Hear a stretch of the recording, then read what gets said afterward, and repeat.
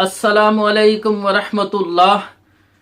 मेरे दोस्तों, मेरे बुजुर्गों और मेरी बहनों, आज मैं आपको ये बताऊंगा कि एक रकत वितर पढ़ना देवबंदियों के नज़दीक, हनफियों के नज़दीक क्या है कि वो भी इसको जायज़ समझते हैं कि नहीं। तो इस मसले में हदीस है जामे तिरमिज़ी किताबुल वितर के अंदर, अबू दाऊद और मुस्लिम अहमद के अंदर भी ये हदीस मौजूद है। हज़रत अली रज़ी अल्लाह ताला अन्हो बयान करते हैं कि रसूलुल्लाह सल्लल्लाहु अलैहि वसल्लम ने फरमाया, ए कुरान के मानने वालों, वितर पढ़ा करो, बेशक अल्लाह एक है और एक वितर को पसंद करता है।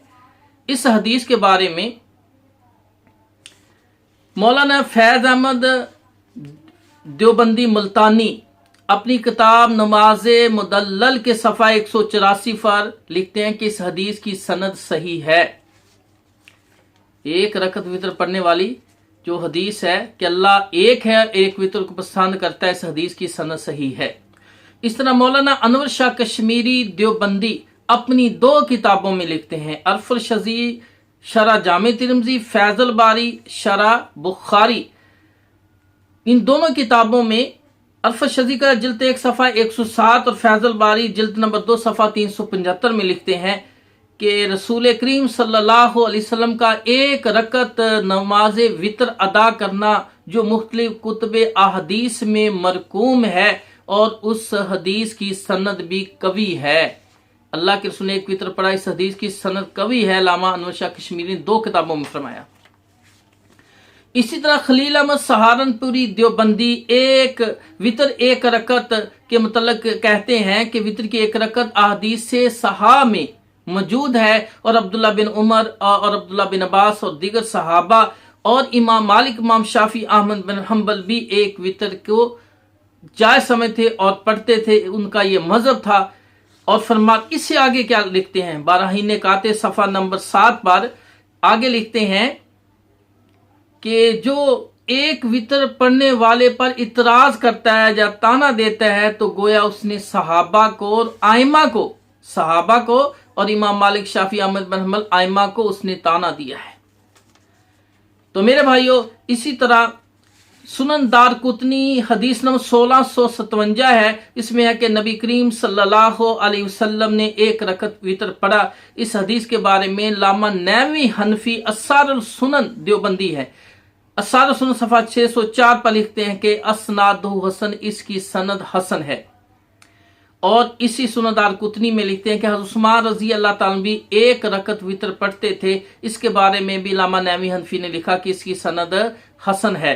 और काफिला हक, ये देवबंदियों का रसाला है, अबुल हसन अलियास घुम्मन देवबंदी जो देवबंदियों के मनाजर हैं, वो काफिला हक जिल्द नंबर 3 शुमारा नंबर 1 के अंदर लिखते हैं कि हज़रत उस्मान गनी रज़ी अल्लाह ताला और इमाम शाफी एक वितर पढ़ते थे, यानी इसको उसने सही तस्लीम किया कि वो पढ़ते थे। अल्लामा तहावी हनफी, इमाम तहावी हनफी अपनी किताब शरह मानुल असाल जिल्द नंबर 1 सफ़ा 289 के अंदर लिखते हैं और बुखारी की हदीस के हवाले से कि हज़रत मीर माविया रज़ी अल्लाह ताला ने एक वितर पढ़ा।